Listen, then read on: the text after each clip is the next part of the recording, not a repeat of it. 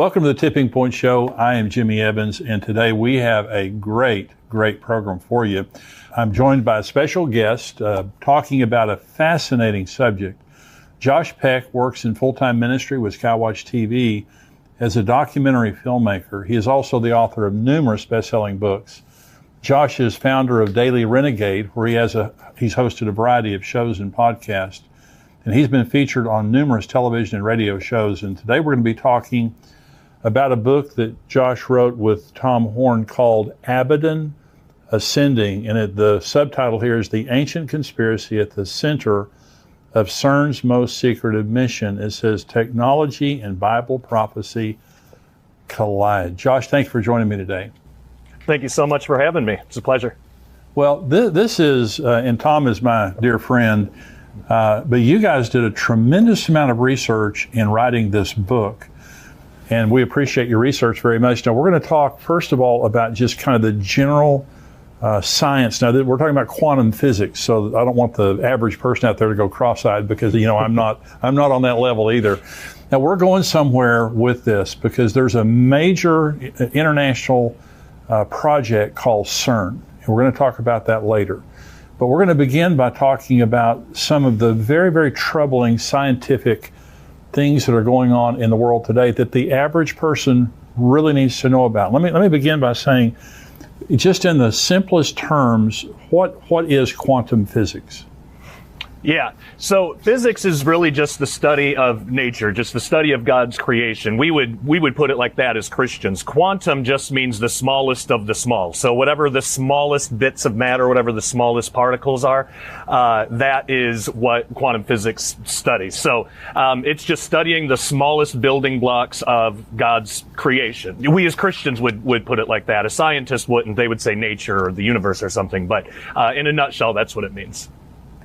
So the field of quantum physics, it for the average person, it makes them feel a little bit uncomfortable.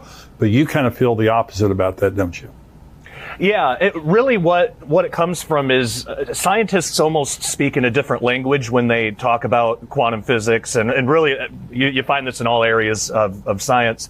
Once you kind of get the lingo, though, you can kind of understand better what they're saying, and you realize that the big picture stuff isn't actually that difficult to wrap our heads around. It's just usually not explained very well, and unfortunately, that's a huge problem in the scientific community. There are a few physicists that can explain it better for laymen like you and I, and those actually tend to get more popular. Like Michio Kaku is a good example of that. He has a way of being able to explain really complex things in a way that people can understand. So I try to do that in my books as well. Talk about these, they are mathematically complicated, but the big concepts around much of this stuff, really anybody can understand. And isn't that just like God to create nature that way, to make it where it's beautiful and complex and artistic and creative, but also simple enough where we can at least get our heads around it.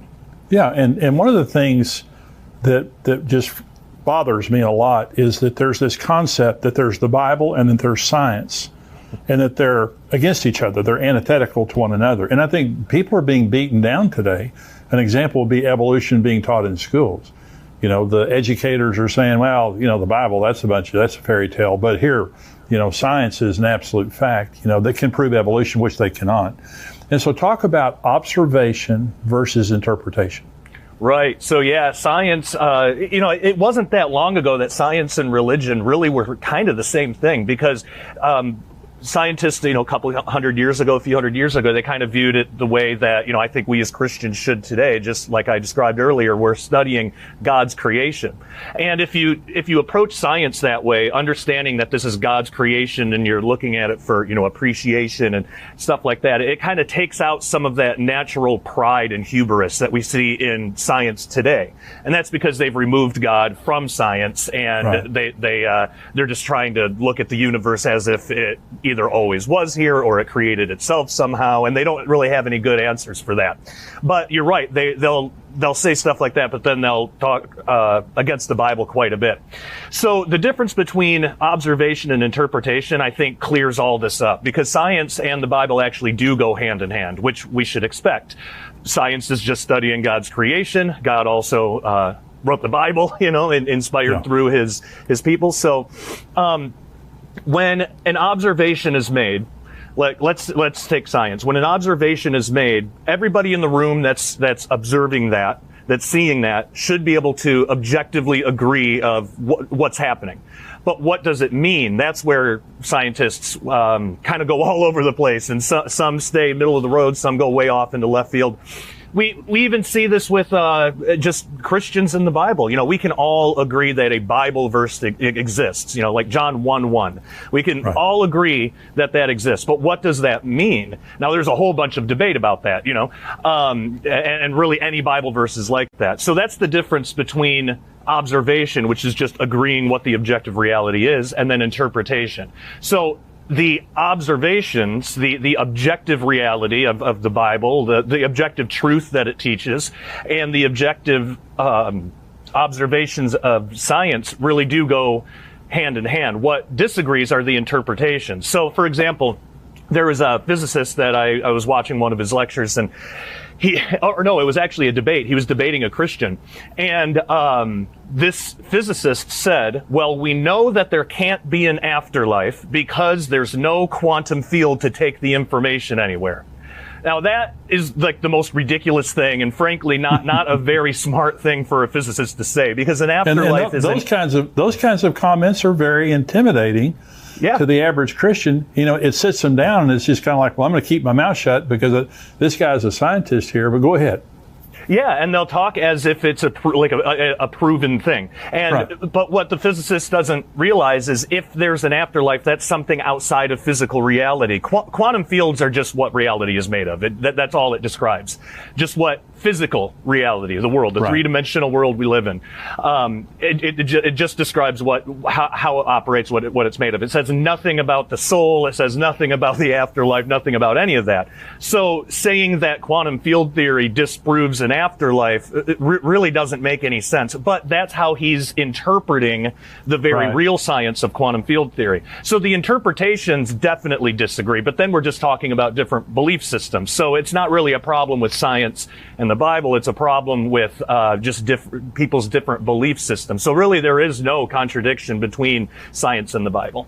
Well, another example of that is I saw, a lot of the anthropology, the paleontology and things that is done, they go out and they find a fossil, and I noticed they found a tooth, a single tooth, and from that tooth, an artist rendered what that tooth came from. Not a skeleton, a tooth. And so that was the interpretation. Everybody saw the tooth. We all agree that's a tooth. But they then interpreted it according to their biases. That's what happens. And we have to understand, and that's where I appreciate you being on the show. We have to understand not everyone in the scientific community is an atheist or an agnostic or an unbeliever, but most of them are. And so secularists control most of the sciences, and they interpret it as such. Now, talk about the slit experiment and how that's a good example of observation versus interpretation. Yeah, this is a great example. So the double slit experiment is a very real experiment. You can even do a small version of this at home with just some tin foil and a laser pointer and a couple other things. There's instructions online. It's a really simple experiment, but it is strange because science right now there's no consensus on exactly what this means or why this is happening. But the basic rundown of it is when they shoot electrons that's called the double slit experiment. So they shoot electrons through these two slits. When there's a detector to detect the particle, the pattern that comes out on the other end of the two slits looks a certain way. But when there's no observer, when there's no detector, it looks different. So the kind of interpretation, the general interpretation is that somehow observing the particle changes the way that it behaves. Now, this can get all into sort of really wacky New Age stuff. I mean, New Age steals from quantum physics all the time, and this is a big one. This has spawned things like, you can create the reality around you, just picture it in your mind and it'll come into your, the name it and claim it kind of stuff too, and a lot of that. But even if just the fact that it's being observed somehow changes it, these are electrons. This is on a microscopic, like subatomic, really, level. It would be such a small change, you wouldn't be able to do anything with that in the real world. But more than that, there's simpler ways to look at this. When you have a detector, well, you're adding a detector, so you're adding a whole clump of particles, which naturally would interfere with the path of this one electron. So it could be as simple as that. So the observation is that there's different patterns based on whether the particle is observed or not. But the interpretation, why is that happening? Is it because we control reality with our thoughts, or is it just because we're putting a big clump of particles right next to it? So of course, those particles have fields and energies and like all these different things. Of course, there's going to be some kind of interaction. So it's more than likely probably that. But again, a lot of scientists and New Agers and stuff, they want to take this stuff really far and push it as far as it can go because it sells books, it gets clicks on websites, people get excited about that kind of stuff. But there's no reason to think that we are actually controlling anything at all, just in that our bodies are made up of particles that interact with traveling electrons. So it could be as simple as that. So talk about, why is quantum physics, what does it have to do with the Bible, and why should Christians care about quantum physics? Well, it's really cool because quantum physics says that everything in reality is essentially energy. But what's interesting is physicists don't know where the energy comes from. Now, we as Christians do. God spoke everything into existence. Right. But this energy is still being sustained from somewhere. And in fact, depending on which physicist you talk to, some physicists will even admit, well, we know that the energy comes from somewhere, and we even know that it can't be from our three-dimensional universe. It's somewhere outside of it. And most physicists, that's as far as they'll go, because that's a little too close to saying that, hey, maybe God exists, That's right. So even just from that standpoint, having a basic understanding of quantum physics is, I think, beneficial for the Christian if the Christian is important or interested in that topic, but also just to disarm against deception, because again, scientists will just flat out lie about what certain experiments mean and what. Absolutely. Yeah, and so we as Christians, like in that debate I brought up earlier, there would be a lot of Christians that would hear something like that, and it sounds scientific. The quantum field theory says that there can't be an afterlife because there's no quantum field to take the information anywhere.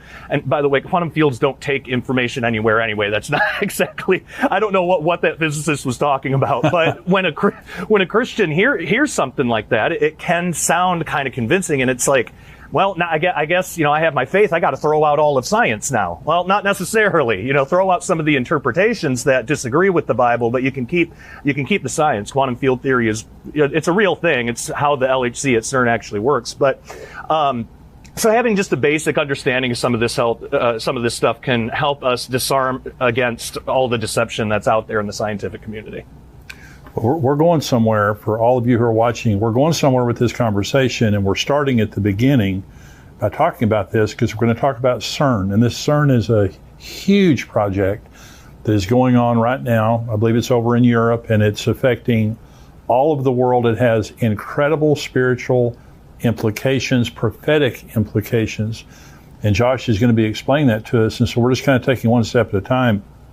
Dr. Hugh Ross, Josh, who is an astrophysicist, he's someone that kind of writes in language that I understand. And Bible in the first chapter. And the chances of Moses getting those right by accident are 1 in 49 million. And so he starts in Genesis 1 and reads the creation account. And he said, as I read through the Bible, I realized this is a scientifically accurate book that makes very specific claims about its scientific accuracy. Job said, and the Psalm says, God stretched out the universe. How did they know that the universe was expanding? All those kinds of statements like that. And so for believers, the reason that we're doing this program is to help you to understand, do not be intimidated by all the scientific talk of the people out there. And people are saying that the Bible is just an unscientific book. There's no science behind it. In fact, many people say science disproves the Bible. What do you say about that, Josh? Yeah, that's one of their interpretations. They say that there's physicists out there that are really, really like militantly almost against the Bible. Like Lawrence Krauss is one of them. He'll even go on podcasts and say that religion offers nobody anything, that the Bible was just written by goat herders, which isn't that kind of insulting? I mean, have you tried herding goats? I don't know how to do it. Why would that? Yeah, exactly. Why would that mean that somebody's stupid? Like, but no. When you read it, I mean, there's actual quantum physics in there. I mean, in the first chapter of Ezekiel, when it talks about these amazing heavenly beings like descending out of this whirlwind. Well, the way that they're described, it's almost like these four beings are kind of fused together in really weird, odd ways. What that actually is, there's a scientific principle there called extra-dimensional unfolding. And I know that sounds like a big word, and scientists do this all the time. I think part of it is hubris. They name things like this so it sounds more complicated than what it is. Right. All it really is imagine there's like a two-dimensional universe that's just flat on your tabletop. Well, if I put a cube down there, how can I show that cube to the two-dimensional being that doesn't have up or down? You know, If they looked at it, they would just see a square. Well, I could unfold it, and if you unfold a cube, then, you lay it out flat. It actually looks like a cross. But then they can at least have access to all of the information of that cube. They won't be able to put it together in their head what it fully looks like. Well, so the thought experiment is used to explain how a four-dimensional object could be unfolded into our own three-dimensional universe. So, right. A hypercube. If you unfolded it, it actually would look like, in our universe, and we'd be able to see it, it would look like a cross with two extra arms, kind of, wow. made of cubes. So, but if you did that again, like if you did that too many times, eventually these parts, like if you tried to unfold it again to show that to a two-dimensional being this time, some of those flaps are going to start to overlap, and to the flatlander, to the two-dimensional being, it would look like those parts were melding together, and that is exactly what Ezekiel describes. And so we're seeing something that actually has a scientific name to it. It's only a few decades old, yet somehow Ezekiel 2,600 years ago was able to, it's because he was just describing what he saw. He didn't know anything about quantum physics, but we can actually show that now, which is really phenomenal. So, yeah, it's all over in the Bible. So talk about dark matter from a scientific perspective, but a Christian might interpret it differently. Yeah. So dark matter, basically, it's a word given to really a mystery. So when scientists look at galaxies, they realize there's not enough matter in the galaxies to create enough gravity to keep galaxies together based on how fast they're spinning. Because when you spin, so just imagine taking a yo-yo and whipping it around. The yo-yo at the end, because the centrifugal force stays in orbit around where you're spinning. The galaxies work the same exact way. But through their measurements, through math and stuff, they're able to show that these galaxies, all of these galaxies, should have already flown apart. They're being held together by something. And it's something that's creating gravity, and it's something that we can't see, we can't detect, we have no idea what it is. There's a couple theories out there. One theory is that they could just be, they call them dark particles basically, but dark matter particles. They're just loose particles. They don't connect together, but they're spread out all over. Collectively, they have enough gravity, but they don't ever bind. They don't interact with ordinary matter. So that it could be something like that. But I think another really interesting possibility is there are possibility is that gravitons, the way they've been able to show in mathematics, so the graviton hasn't been discovered officially yet, but they know that it exists because there's a gravitational field, and the field is what produces the particles. So if there's a gravity field, there's a graviton. But what they've been able to show through math is that if higher dimensions do exist, if there is a fourth dimension of space somewhere, gravitons would have the unique ability to actually bleed into these other universes, and possibly that's why gravity is so much weaker than the other forces. Well, if that's true, the opposite would be true as well. If there's four-dimensional or higher dimensional matter out there in the universe, the gravity from that would affect our universe too. So I write about in Abaddon Ascending, I write about the possibility, what if what's holding these galaxies together, what's holding the universe together is just the surrounding spiritual creation that God put in place. And maybe that's what scientists are calling extra dimensions, when really they're talking about heaven, or, the spiritual reality that God created. So it could be that those very real constructs, those heavenly constructs, could be affecting gravity all throughout the universe, and maybe that's what's actually holding galaxies together. So no way to prove it, but it's a really interesting thing to think about. Well, it's interesting that science can't tap into it, and that in itself shows you it's not of a scientific value or scientific nature, not science as we know it. Talk about the rainbow gravity theory and why that's dangerous for Christians. Yeah. So a few years ago, there was a theory put out, and these kind of things happen all the time. So rainbow gravity theory is a good example of a common trend. The trend is basically science will come out with a theory and say, if this is true, then it disproves this certain thing about God. I mean, they're like obsessed with the Bible with how much they hate it. But so specifically with rainbow gravity theory, the only thing that it says, and I picked this one because to me it was the most ridiculous, the only thing the theory actually says is that gravity just affects different wavelengths of light differently. So not a big deal. Gravity would be a little stronger for like a red wavelength than maybe a blue or green, so they call it rainbow gravity. The idea is if you saw light go into a black hole because because gravity operates differently on different wavelengths, you would actually see a rainbow. So, okay, kind of cool thought. But then somehow, and I've never gotten a good explanation of this, somehow they said that if that is true, then it means that the universe could not have been created by God, and there can't be a God, there can't be a point of creation. And I don't know how they reached that, how they bridged that gap, but somehow they did.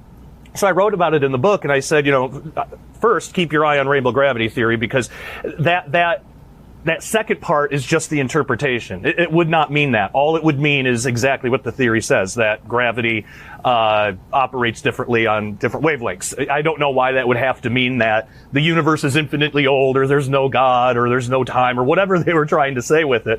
But they do this a lot. So I haven't heard anything about it in the past few years. I'm imagining that theory probably died, but who knows? It's something to keep an eye out for. But the main thing is that that's just one example of a larger problem. Every couple of months, there's going to be a new article coming out, where some scientists is saying, okay, here's a theory, and if this is true, it proves there can't be a God. So yeah, that's in a nutshell, that's rainbow gravity theory. If it does turn out to be true, I mean, imagine that. There could be a day where, a Christian gets up, turns on the news, and the news reporter is saying, well, scientists have proven rainbow gravity theory, and we now know that there is no God. And we wouldn't know that. But hearing that on the news could be really jarring for a Christian, and then the Christian would say, well, I got to just throw out science altogether. Science is saying there's no God, so science can't be real. No, that's not exactly what's happening. It's the interpretation that they're putting on the experiment or the discovery or the mathematical theorem or whatever. It's just the interpretation that clashes. So that whole thing about God not existing, that would be an interpretation of something that may be like a real natural phenomenon.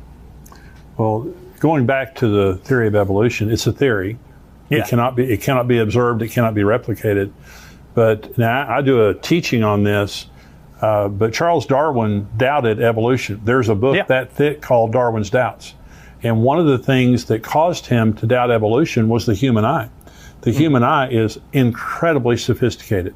And in his book, Origin of Species, he talks about it. He said, I agree, it's absurd to believe that the human eye could come from chance. Okay. Then he explains it away. But what Charles Darwin didn't know is every cell in our body has a 4 billion letter long coded sequence. It's a code. And if there's a code, there had to be someone that writes that code. There's no such thing as a computer code without a computer programmer. Okay. And so he didn't know about the human DNA. I do not believe he would have ever published Origin of Species had he known about DNA. The other thing is the theory of relativity, E equals mc squared. Einstein proved that time and space are created dimensions. Okay. Yeah. In other words, there has to be a creator. Yep. And so all of this nonsense, you've done such a great job of explaining all these things. And what we want to do, then, this is the prep for the next show that's going to be a barn burner. We're talking about CERN. But what we're trying to do to Christians out there is stop believing lies from the scientific community when they're trying to disprove the Bible, and have confidence in your God and in your Bible that they're true. They cannot be disproven, and the nature itself proves. So anything else you want to say, Josh, before we close this program? There are some really good scientists out there who are Christians. I can suggest Dr. Stephen Meyer is excellent. He's really great. Michael Strauss is really good too. He actually works at CERN. He's a Christian. I actually just had him over not that long ago to interview him for a film that we just put out called Ragnarok. So there are like good scientific sources out there where you can actually learn quite a bit, and they put it in ways that you can understand. So there's a lot of good out there in the scientific community. We just need to know where to look. Great. So what is your website where people can go to find out more about you?